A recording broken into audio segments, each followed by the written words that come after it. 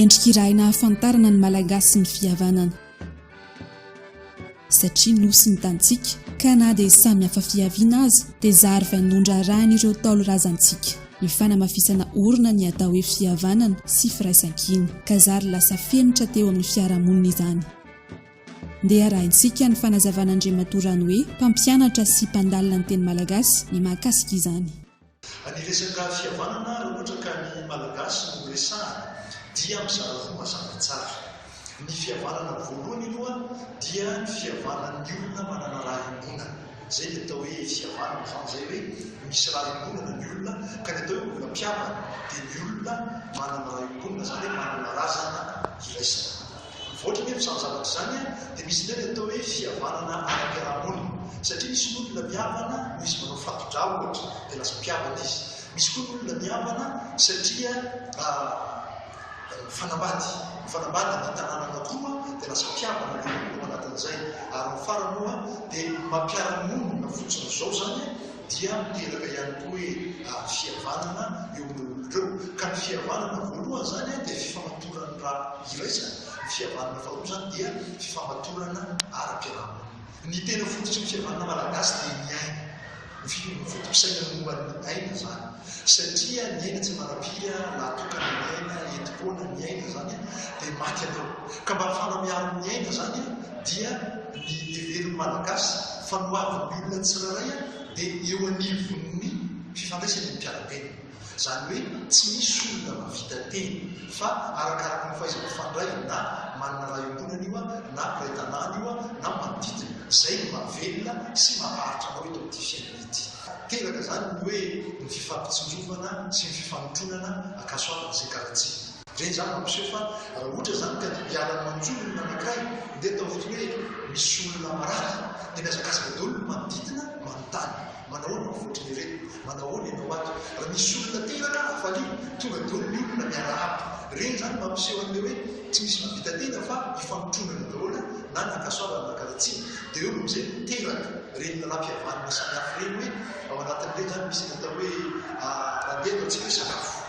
ny malagasy dia miretraka hoe ny ano-masaka tsy mba misy tompony rehefa matratra sakafo ianao dia zaray ny valala ray hifanapahana reny zany dia rehefa misy olona mandeha dia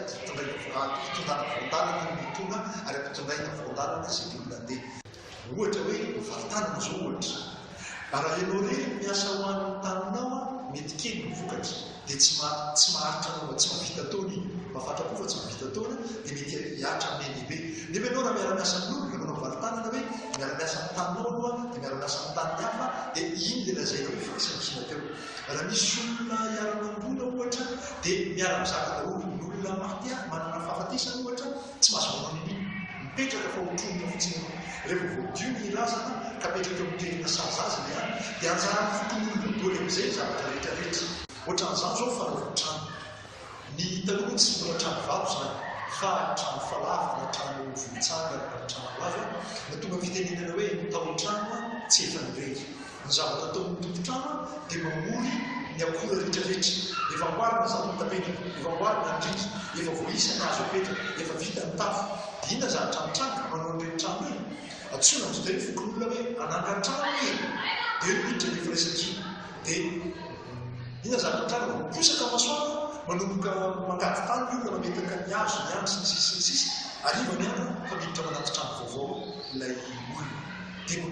dia tamin'izany fotoana zany tsy zany hoe tsy manao trano zany satria ianao rehefa manao trano any olona dia olona koa tonga manao trano aminao ka rehefa voaka ny zanaka ohatra na maty dia amboninao fotsiny fitaovana dia tonga dia atsara vao maraina manomboka manao trano ariva mamiditra manaty trano vaovao firaisan-kina fiarahamonina zany. Raha ny tena izy zany dia misy kolotsaina rafitra ara-piarahamonina teto Madagasikara izay niraisany malagasy rehetrarehetra dia natao hoe fokon'olona. Dia fokon'olona io zany mpiavana io dia mifanaraka ny fokon'olona mifanakay ohatra hoe misy lehilahy anankiray dia mifanatona manao raha-pihavanana izy amin'ny fehezana ny lehilahy io raha mamboly izy na raha misotrono io mba tsy hifamosavy ao anatin'io dia noho izay fifamatorana fokon'olona anankiroa tontana amin'ny toerana anankiray izay dia misy dina fokon'olona ifanaovana io dia manjary mpihavana ny foko anankiroa ao anatin'io zany ao anatin'ny zavatra anankiray ka misy mahasoa foko anankiray zany dia tsy olana mihitsy manaraka ny foko anankiray ny am'izay zavatra izay raha hitako ngezangeza kokoa le resaka zany sy amin'ny zavatra mety fantan'olona izao andrenam-polomelona zao dia nafantatra fa tady volipeny dia nisy mpanjaka atao hoe Ravoajanahary manana mitarika ny antemoro zany sy ny antebaka sy ny anakara sy ny maromaro tany dia tsy misalasala mihitsy andrenam-polomelona manao hoe zaho izy hitady ny mpandimy ety amiko ka mila mpanana avy any amin'ny laly izy anao an'tia mba hatsara ny anymety dia mamaly le any hoe tsika ne samy monina eto amin'ity tany ity finandriamanitao antsika ity ka mpiavantsika dia avo manao ka nefasak'olona ianao enalefany Ravoajanahary i Andriamazonoro sy Ratsifikaina ny avaka teto Antananarivo anao mpanamotsaina ny olombelona mikasika ny fitondrana fa vokan'izay fifanakalozana zay dia lasa mpiavana ny antemoro sy ny mely nefa eo an-tany zay koa manjaka betsika koa dia manana razana antemoro koa ohatra dia manao an'izay zany izy dia vokan'izay zany lasa misy ny firaisam-pirenena zany teo amin'olona ireo satria azo lazay hoe firenena kely tsirairay zany le lazayntsika foko amin'izao fotoana zao io tany io fa noho ny fifanarana atao anatin'le hoe tsika samy monina amin'ny tany anankiray dia iny ny velivana sy nitsitsika ataontsika anamafy ny fihavanantsika raha marina zany ny malagasy rehetra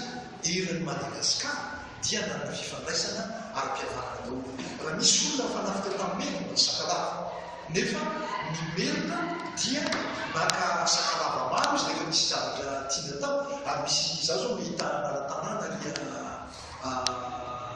aria hangaina amin'ny tafitiny vohit-sakalava zany hoe misy sakalava mapetraka zany dia agaraka ny fantatra dia akazo be rehetrarehetra iny avadika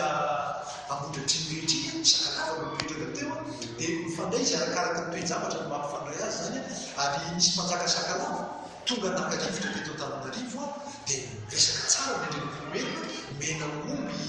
atao voandalo mety omby omby efa-jato ohatrany zany raha tsy diso mpanjaka vahiny izay tonga teto dia ny dikitenena zany na mitany tsimo atsinana ny antemoro teny mametraka izany na sakalava tamin'ny faritra nefana rehetrarehetra iny dia nanana fifandraisana akaiky tamin'ny teto Antananarivo zay samy mipetraka amin'ny fanjakana ny mpanjaka fa nanompo mpanjaka anankiray izy dia andrenam-polomelona nisy anaka atao varatra mipezan'izany atao tsinana miaraka tamin'ny betsy misaraka dia miaraka ireo zany tanimony tany dia mitombotsoa mametra ny ady fa ny fihavanana dia misy. Raha izay no ny andohany ity fahendrena malagasy mahakasika ny fihavanana ity dia mba nanao ahoana kosa ny endriny rehefa tonga ny fanjanahantany. Raha ohatra zany ka tena hoe sipa le fanjakana zany zay le firaisamonina zay dia noho ny fidiran'ny mpanjanahantany milaza hoe nareo nanjakazakany foko anankiray teto dia aza manaiky izany tsoa. Na izany aza nefa dia nisy ihany koa ireo notaizana tao anatin'izany vanim-potoana izany nahatsapa fa mbola vao maika ny hamaforona azy ny fihavanana sy firaisan-kina malagasy nandritra ireny fotoana ireny. Ny fitaizan'ny ray aman-dreny koa dia fitaizana tena betsaka dia fitaizana nateraky ny fanjanahantany frantsay dia zay fomba nampiarany an'izany zany dia azoko lazaina hoe le fitaizana entitra nefa koa tsy mahaminatra ny teny hoe fitaizana hoe masika na nitsina an'izay mety hoe tokony hitondrako ny fiainako aneo reny. Ny raiko dia nanao ny raharaha miaramila tao amin'ny armée française dia afantatra tsara ny lanjany zany hoe fitaizana ny zanaka zany.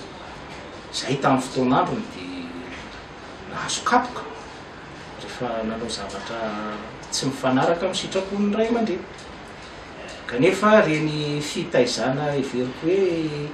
enjakenjany reny rehefa taty amin'ny fahatany rato sy ny fahalehibiazako dia hitako hoe misy lafitsarany satria nahazahoako namaritra zany hoe ahoana no ananako maizy azy ny fahaleovantenako na ny veriko fa hoe lalana tsara tokony tondrako ny fiainako. Tsika raha mijery hoe mijery ny ataoko hoe ny lasa zany a, dia mety ilazany hoe mitany fahiny toe-tsain'ny olona tany aloha tany a, dia veritsika fa mety fa zavatra tsy azo iainana intsony. Tsy dito fisako hevitra maro zany fa mila mijery ny toe-tsaina nananan'ny olona zoky ray aman-dreny tany aloha isika raha te hananaviana maritra, fa tsy zay zavatra nataon'ny ray aman-dreny tany aloha kory dia hoe ratsy avokoa na hoe tsy azo alay tahaka zay zany e, fa tena azo alay tahaka ny toe-tsain'ny ray aman-dreny tany aloha. Niseho tamin'ny endrika maro samihafa ny fanehoam-pihavanana teo amin'ny sehatry ny fiarahamonina araka izay efa voatanisa teo, hany ka na ny hira enomy na ny kilalaon'olalaovina dia saika taona ny ho izany avokoa. Fa samy ahafahantsika malagasy zany fahitako azy ariana. Ahoana ny ahafahantsika migokana zany ariana zany. Hitantaratra nefa ankehitriny ny fiovan-kendrika io fanehoam-pihavanana io. Miseho amin'ny endrika maro samihafa ihany koa izany, toy ny tsy fanajana, ny tsy fahalalam-pomba ary indrindra ny fankahalama na famporisihana olona ifankahala. Tena marina ny vahoaka malagasy tsy manana olona koa ny fifandraisana, fa ny mampatahotra dia ny mpanao politika sy ny manam-pahaizana. Ny olona nianatra zany no mety ho saka amin'ny fihavanana malagasy.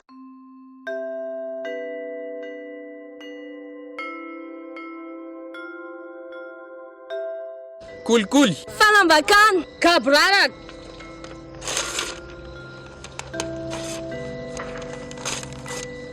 fanararotana,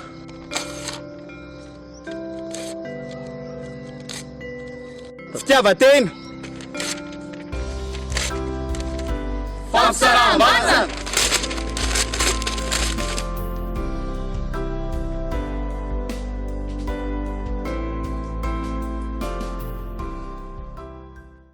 Fa gasina io zao ny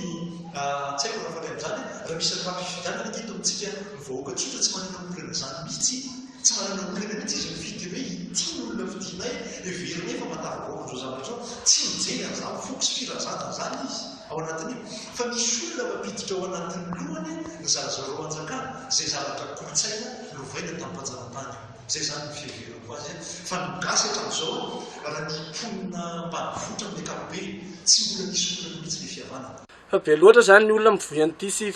fanavaka vanity amin'izao fotoana zao, indrindraindrindra ao anaty Facebook eo zany tena maro misy. Fa io zany sa mety sika samy malagasy dia fanao an'izany, sika gasy ray gasy reny, sika koa hery tokony hifankaterasa sika, ka ny hafatra fotsiny zany hoe mba samia sika zany mba mifankatefa malagasy raha ihany. Amiko mahatonga ny tsy fifankatiavana sy ny fizarazarana dia avy amin'ireo olona vondron'olona na ihany koa ireo mpanao politika izay mitarika ny tanora sy ireo manodidina azy mba tsy hifankatia, nefa izany dia mitarika amin'ny tsy fitiavan-tanindrazana. Dia amiko tsy possible mihitsy zany satria lasa mitarika tsy fifankatiavana amin'ny samy malagasy. Aoka ny malagasy rehetra mba samy hifankatia, izay ny zava-dehibe. Ninona zavatra mitranga dia tanjovo foana ny fifankatiavana. Aza maika ampidireo vahiny reo fa mamalagasy anao tazonina. Zay mba afatsiko. Mampalahelo satria le olo agny mety milamigny fofa nefa le tsy haiko madiniky mianatra ty roboka saigny-ndreo am'le ampiadivin'olo fahatany nefa tsisy tombotsoan-dreo aby fa le olo fo mahazo tombotsoa am'le raha. Ho an'ny tanora malagasy aza manaiky sarasara ny zavatra miseho amin'ny firenena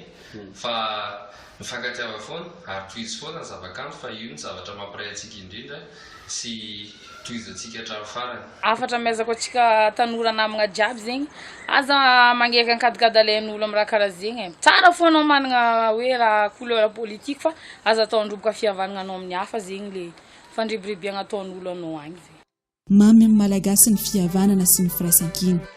Tsy tokony hisy ary tsy hisy eto Madagasikara izany fifandrafiana amin'ny samy malagasy izany. tsy azo ekena ny fampisaraham-bazana satria ny malagasy dia iray tsy mivaky. Ny azo tokana hono ny tsy mba hala ary izay mitambatra ny vato ka lahoery fa sambatra ny mifankatia.